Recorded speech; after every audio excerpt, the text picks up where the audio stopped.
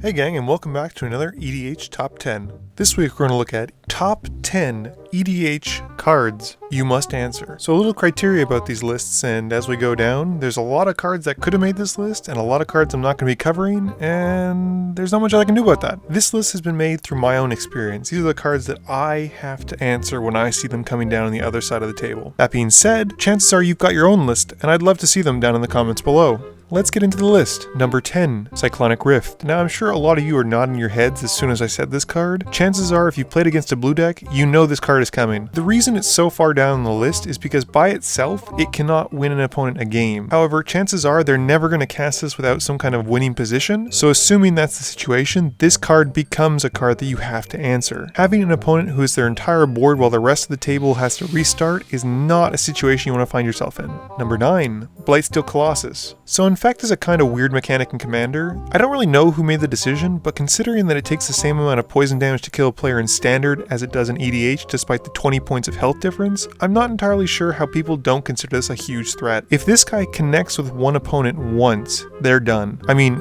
assuming you don't have a house rule, or you're playing against people who don't know how to count like I did in the last gameplay I did. Add in his Eldrazi-like recursion when it comes to going to the graveyard, Blightsteel Colossus is a threat you have to answer as soon as he hits the board.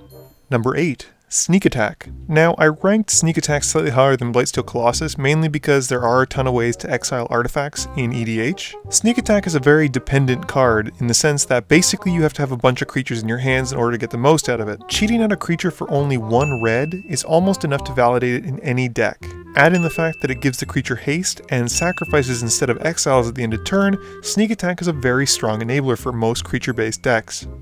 Take for example Blightsteel Colossus, who I just spoke about. Instead of paying his huge mana cost, you can pay 1 red and smash in without having to wait for your next untap or having some other haste enabler on the field. Unless your opponent is relatively new to the game, they will not play this card without having ways to use it and or abuse it. Number 7, Omniscience. I really hope I said that correctly. I'm trying, guys, please trust me. Omniscience is another one of those kind of cards like Sneak Attack, where it's lower on my list mostly because it depends on what's in your hand. If you cast Omniscience, it's fun to say, without anything in your hand, it's a kind of a dead card. However, if you've got a handful of goodies, combo pieces, tutors, card draw, you name it, this card will do so much heavy lifting for your deck. Sure, its initial cost is steep, but this is EDH, so let's face it, chances are you're going to be able to find a way to cheat it out like Academy Rector or something else.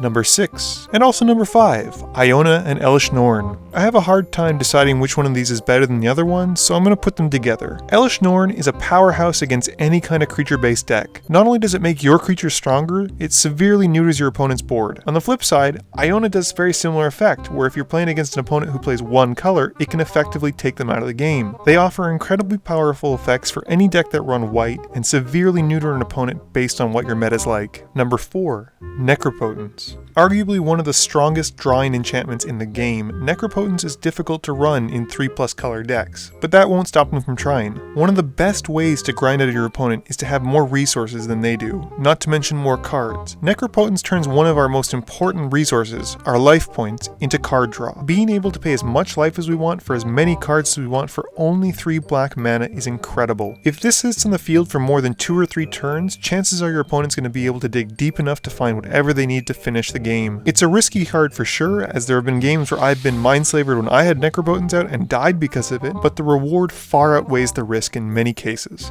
Number 3, Consecrated Sphinx. Chances are this creature's never going to come down unless your opponent has a way to protect him, but the longer he stays out for, the more advantage he gains. I won't say he'll do something ridiculous like win your opponent the game single-handedly, but he'll certainly help him get there. Much like Necropotence, the longer this sits on the field, the further into a library an opponent can get. Things become exponentially stupider when clones start to hit the field, copying Consecrated Sphinx. This needs to die, and it needs to die the turn it comes out. Number 2, Deadeye Navigator. If Consecrated Sphinx's effect is strong enough to merit killing it on sight, then Deadeye Navigator validates running cards that'll exile cards from players' libraries. Abusing ETB effects is something that people do in EDH constantly. Abusing it for only 1 blue and 1 colorless is a whole other matter. With pseudo built-in protection, Deadeye Navigator is a threat the second you know he's coming. While he won't do anything on his own, he combos with almost any good ETB card. Avenger of Zendikar, Palinchron, Duplicant. He single-handedly allows so many cards to go from great to insane. And lastly, number 1, Tooth and Nail. I'm pretty sure a few of you saw this coming. Paying 9 mana to be able to not only find cards and put them into your hand, but put them onto the field afterwards is incredible. Sure, it's limited to only finding creatures, but how many 2-card creature combos are there in EDH? Like a million? Yeah, about that. I have resolved this spell twice in my Prosh deck, and both times I didn't feel very good about doing it. I can easily imagine many games degenerating to, oh, the green player has 9 mana, does anyone have a counterspell? We lose. I like inevitability in some senses, like with Prosh or other cards that just get better the later the games go, but this card's inevitability kind of is a bit of a buzzkill. The amount of combinations that this card can find and put on the field are limitless. It's impossible to predict and have an answer to every single combination that they could find, and as a result, Tooth and Nail is my #1 choice for cards that you have to immediately and at that exact precise second answer, otherwise you're going to lose the game. Anyway gang, that's my list. What's yours? Let me know in the comments below. Do you agree? Do you disagree? I try to keep it pretty balanced. I went for one of each color at least, some artifacts, you know, enchantments, creatures, all that kind of good stuff. I didn't find a lot of instant spells that you had to immediately answer, but that doesn't mean they don't exist. In fact, I'd really be interested in knowing what you guys think are terms of instants that have to be answered immediately, other than counterspells, because that's just redundant. But as always, thank you very much for watching, and please be sure to like, comment, share, and subscribe for more. I'll see you guys next week with hopefully another gameplay video.